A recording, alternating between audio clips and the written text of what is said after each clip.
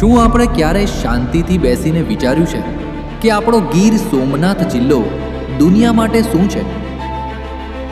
લોકો આવે છે, સોમનાથ દાદાના દર્શન કરે છે, ગીરના સિંહ જુએ છે અને પાછા ફરે છે. પણ શું આપણે આખી જિંદગી ફક્ત યજમાન બનીને જ રહેવું છે? શું આપણી ધરતીના નસીબમાં ફક્ત મજૂરી અને શિફ્ટની નોકરીઓ જ લખાઈ છે?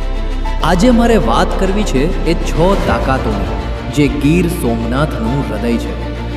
પાટણ વેરાવળ, તાલાલા, સૂત્રાપાડા, કોડીનાર, ઉના અને ગીર ગઢડા.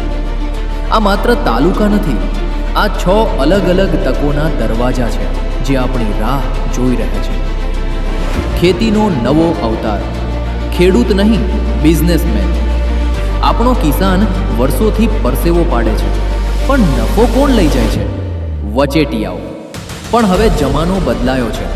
હવે તાલાલાની કેસર કેરી હોય કે સૂત્રાપાડા કોડીનારની શેરડી અને મગફળી, આપણે એને હવે સ્થાનિક માર્કેટમાં સસ્તા ભાવે વેચવાની મજબૂરી નથી. જ્યારે કિસાનનો દીકરો કે દીકરી હાથમાં સ્માર્ટફોન લઈને ખેતરમાં ઉતરે છે, ત્યારે તે માત્ર પાણી નથી પાતા, તે માર્કેટિંગ કરે છે.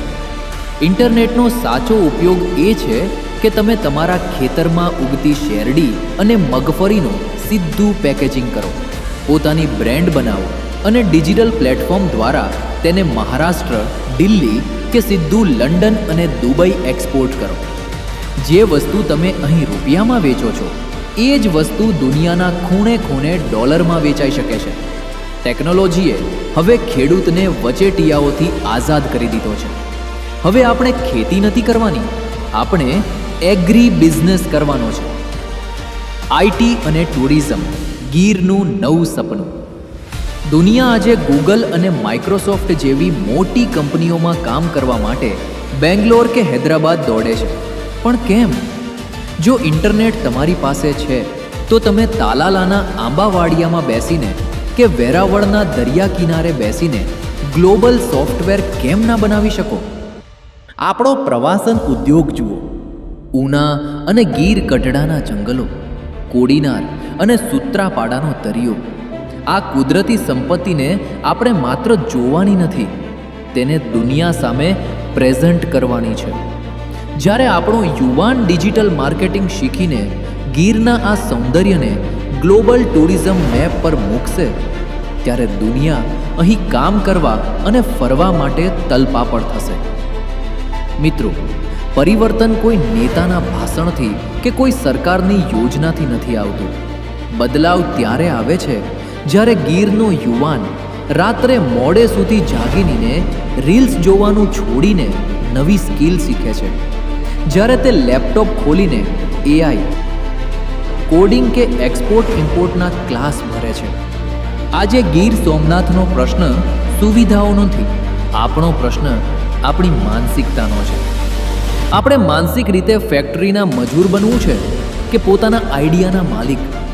આપણે લાઇમસ્ટોન ખોદીને જમીન ખાલી કરવી છે કે બુદ્ધિનો ઉપયોગ કરીને તિજોરીઓ ભરવી છે? વિઝન 2030 એ છે કે ગીર સોમનાથનો યુવાન હવે શહેરો તરફ પલાયન ન કરે, પણ શહેરના લોકો ગીર સોમનાથમાં કામ શોધવા આવે. આપણી માટીમાં તાકાત છે, આપણા લોહીમાં ખમીર છે અને હવે આપણા હાથમાં ઇન્ટરનેટનું હથિયાર છે. યાદ રાખજો, બદલાવની શરૂઆત કોઈ મોટી ક્રાંતિથી નથી થતી, એ તો આપણા મગજમાં ઉગેલા એક નાના એવા વિચારથી થાય છે. આપણો જિલ્લો, આપણો ગર્વ અને આપણી જવાબદારી. આવો આપણે સાથે મળીને ગીર સોમનાથને માત્ર એક જિલ્લો નહીં પણ એક ગ્લોબલ બ્રેન્ડ બનાવીએ. જય સોમનાથ, જય જય ગરવી ગુજરાત. આવી જ જાણકારી, નવા આઈડિયા કે સ્ટોરી જોવા માટે અમને ફોલો અને સબસ્ક્રાઇબ કરો.